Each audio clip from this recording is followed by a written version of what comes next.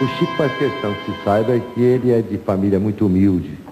O pai dele era vendedor de bilhetes. E quando estava se aproximando do fim, estava próximo a deixar a terra, ele disse ao Chico: olha, meu filho, por ocasião de Natal, Ano Bom, desses grandes prêmios da Loteria Federal, você não deixe de comprar um bilhetinho, porque eu vou tentar parar a roda. Agora você continua. De fato, o caso é um caso tocado de humor.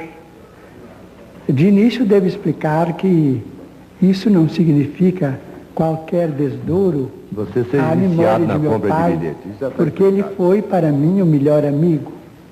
Ele era pai de 15 filhos, 2 famílias, 9 da primeira família, 6 da segunda, e nos tratava a todos na condição de um grande companheiro que nos queria ver muito alegres e muito animados para viver e para trabalhar.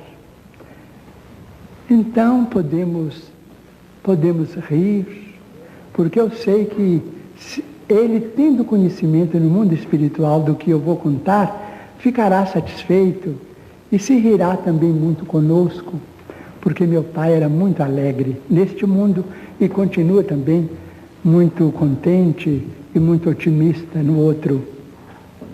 Mas em 1939, atravessávamos um período de muita dificuldade em nossa família. Muitas lutas, morte de irmão, que nos deixava a viúva com 2 órfãos, 6 crianças menores, 3 não muito menores, mas também ocupando a nossa atenção, e meu pai e eu trabalhando. Meu pai era um homem muito arrojado para facear os tropeços da vida, mas, não tendo muitas letras, ele teve muita dificuldade em prosseguir no emprego que ele ocupava no ano de 1925. Então, desde essa data, sentindo muita dificuldade para sobreviver como trabalhador, ele se entregou à profissão de cambista. Vendia bilhetes de loteria e vendeu bilhetes de loteria por mais de 30 anos consecutivos. Mas em 39 meu pai caiu em estado grave, com um reumatismo muito renitente. Esse reumatismo impôs a ele uma certa paralisia durante algum tempo. Nessa ocasião, as 2 pessoas que trabalhavam em casa éramos ele e eu. Mas não conseguíamos muita coisa além dos 200 mil réis antes do cruzeiro. De modo que os médicos aconselharam que ele usasse um tipo de injeções que naquele tempo eram chamadas de injeções de ouro. Eu não sei classificar do ponto de vista de farmacologia o termo exato, mas cada injeção custava naquele tempo 150 mil réis.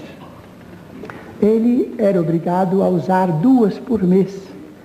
Então, o nosso numerário dava mais ou menos para as 2 injeções e ficamos atrasados com as despesas da família durante quase um ano, porque as injeções restituíram a ele a saúde ainda por muito tempo.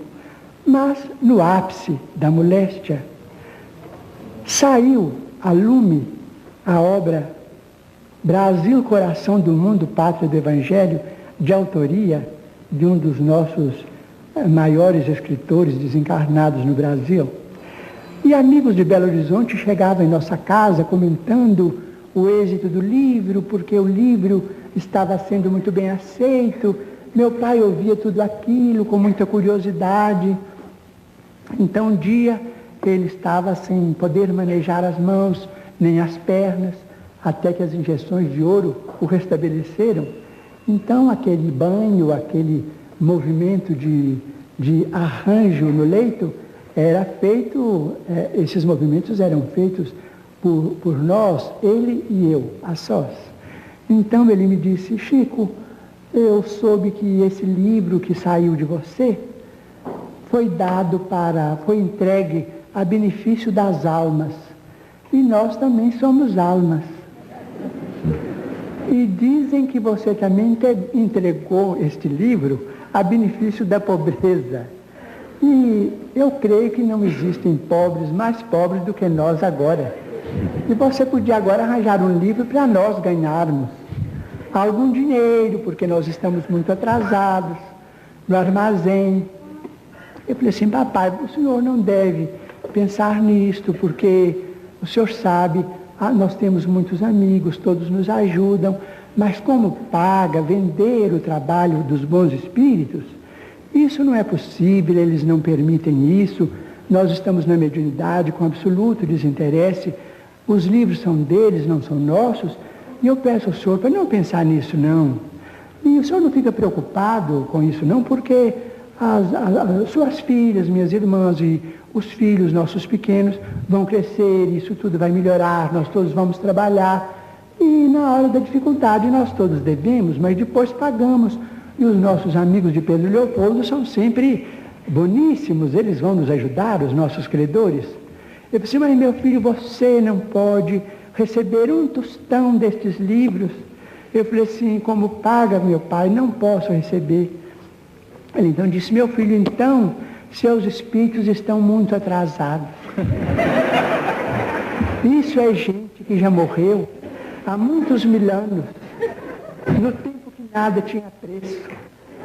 E meu pai, que não entendia bem de literatura, nem deste mundo nem do outro, me disse assim: imagina que eles são tão antigos que em vez de eles assinarem Manuel, eles assinam Emanuel.